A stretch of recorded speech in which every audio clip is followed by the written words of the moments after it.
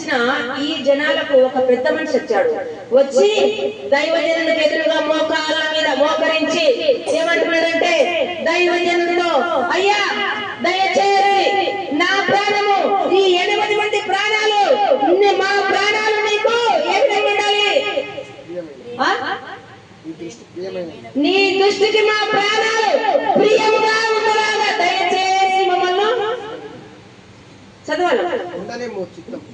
నీ చిత్తముతో మమ్మల్ని మా ప్రాణాలు నీకు ప్రియముగా ఉండనిమ్మనేసి దయచేసి మునుపటి సారి 2 సార్లు నువ్వు అగ్నిని పంపి కాల్చివేసినట్టుగా ఇప్పుడు కాల్చలేదు అని వినయంతో వేడుకుంటున్నాడు దైవజనుడు. వినయం కావాలి దైవజనులు ఎదుట నిలబడాలంటే. ఏదో ఫోన్ చేసరికి మాట్లాడుతున్నారు, రమ్మంటే వచ్చున్నారు. ఇదంతా ఎందుకంటే దేవుడు పరిశుద్ధాత్మ దేవుడు బలవంతం చేసి పంపిస్తుంటే వచ్చుంటాడు. అంత మాత్రాన ఈ దైవజనులను మనసులలో ఆ కుటుంబాలతో ఏకం చేయదు. ఒక ప్రత్యేకత ఉండాలి. ఇక్కడ ఇతను ఒక రాజు దగ్గర నుంచి వచ్చిన ఒక బలవంతుడు. వెంటనే దైవజనుడా, మా ప్రాణాలు నా ప్రాణము నీకు ప్రీతికరంగా ఉండనిమ్మని మోకాళ్ళ మీద నిలబడి అడుగుతున్నాడు. హల్లెలూయా.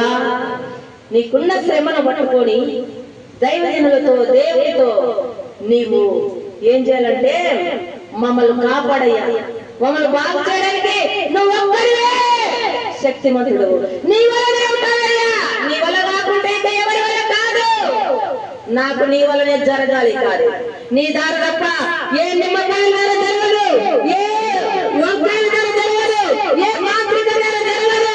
నా కుటుంబం బాగా కావాలి, నా పిల్లలు బాగా కావాలి, నా మీద ఉన్న శత్రు బలము కూలిపోవాలి, నా ఆస్తులు బాగుండాలి, నా ఆస్తులలో నాకు న్యాయం జరగాలి అని నువ్వు దైవజనుడితో మోకాళ్ళ మీద ఉండి దేవుడితో దైవజనంతో నువ్వు ప్రార్థన చేసే వ్యక్తిగా ఉండాలి. నిన్ను నువ్వు తగ్గించుకోవాలి.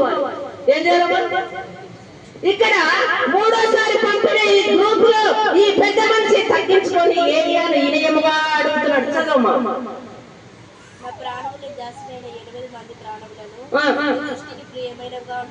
ఉండని చిత్తగించుము, ఆకాశం నుండి అగ్ని దిగి